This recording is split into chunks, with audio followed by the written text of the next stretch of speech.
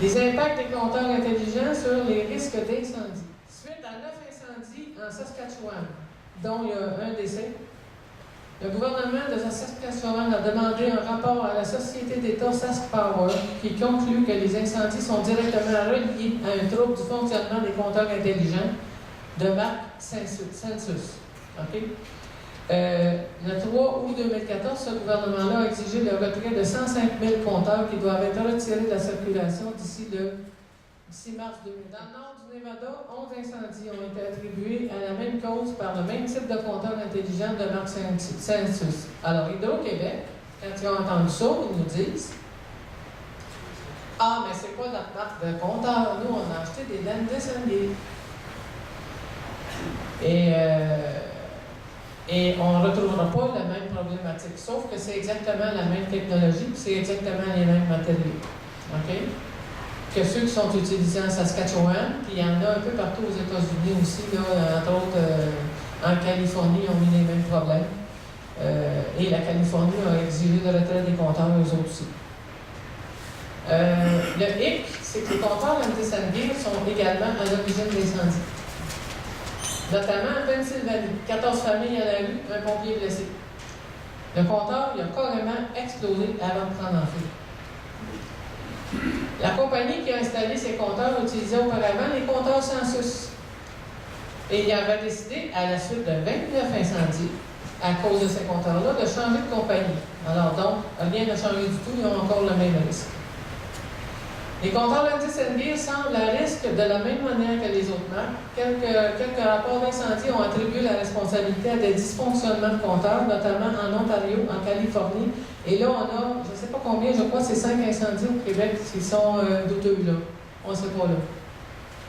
C'est-à-dire, on ne sait pas. On ne pourra pas le savoir parce qu'on ne veut pas divulguer l'information. Alors, qu'en est-il des risques d'incendie? À Saint-Léonard, un début d'incendie semble fortement suspect, mais Hydro-Québec a mené une enquête et a conclu que les compteurs ne sont pas la cause.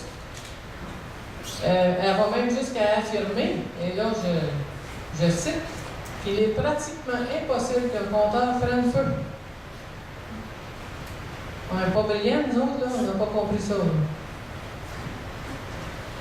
Alors, moi, je ne crois pas. Je ne sais pas si vous autres, vous y croyez. Protection privée avec les compteurs intelligents.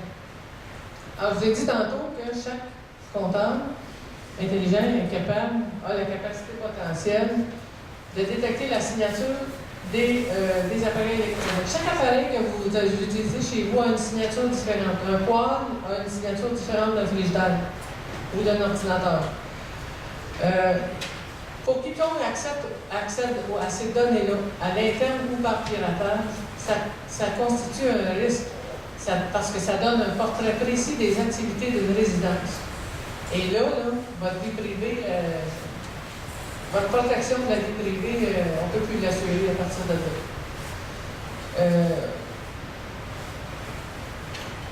Ça représente une somme phénoménale d'informations personnelles qui peuvent être utilisées par toutes sortes de monde.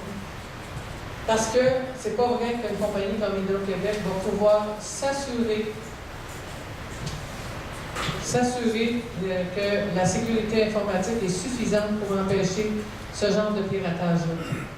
D'autant que nous on a noté, soit dit en passant, que la dernière norme en date en termes de sécurité informatique, c'est la norme 27034, qui a été conçue et qui a été adoptée par 49 pays et je ne peux pas vous affirmer qu'Hydro-Québec ne s'y conforme pas parce qu'il n'y a pas encore d'organismes de certification qui sont capables de l'évaluer chez les fabricants. Mais chaque entreprise aujourd'hui peut acheter cette norme-là et décider de s'y conformer. Ça, c'est une chose qu'ils peuvent faire. Et généralement, quand une compagnie veut montrer la fiabilité de ses appareils et de ses installations, quand elle obtient une certification ou quand elle adhère à un protocole de fabrication qui correspond à une norme internationale ISO, elle s'empresse de l'annoncer sur son site Internet. Et nous, on a fait le tour des sites Internet de tous les fabricants de compteurs qu'on vous a parlé ce soir et de ceux aussi d'Hydro-Québec. Et il mentionne des normes, mais pas celle-là. Alors, moi, je vous dis, là, il y a des questions à se poser de ce côté-là aussi. L'impact sur les droits et les libertés. L'article 5 de la Charte des droits et libertés affirme « Toute personne a droit au respect de sa vie privée ». L'article 6 de la même Charte affirme « Toute personne a droit à la jouissance paisible et à la libre disposition de ses biens, sauf dans la mesure prévue par la loi ». Quand les gars de la compagnie Capgemini se pointent chez un client et que le client lui dit « Je ne vous donne pas l'accès à mon terrain pour que vous changiez un comptable », s'il le fait pareil, ça va être une violation de domicile. Carrément. Alors, l'article 7 de la Charte des droits et libertés affirme aussi que la demeure est inviolable. Alors, nous, on considère que ces trois articles-là de la Charte des droits et libertés sont mis à mal avec les procédures qu'Hydro-Québec utilise présentement. On a entendu un paquet de témoignages sur des gens qui ont été menacés chez eux parce qu'ils refusaient de faire changer leur comptable. Ça, là, j'en ai reçu. Depuis le 18 août, je vois tous les conseils de la ville de Lévis, et les gens qui savent que j'ai parti ce mouvement-là, et qui ont eu la visite d'Hydro-Québec, ils viennent me voir et me disent « Madame, ils sont venus cet après-midi, ils sont venus hier après-midi. » Quand je leur ai dit non, ils me menacent de faire venir la police. Alors moi, j'ai dit à ces gens-là, laissez-les appeler la police. Parce que là, ils sont en train d'essayer de violer votre propriété privée.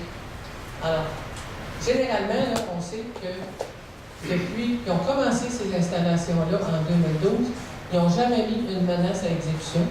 Ils n'ont même jamais chargé une cent de plus à tous ceux qui ont décidé de garder leur compteur électromécanique et qui les ont barricadés.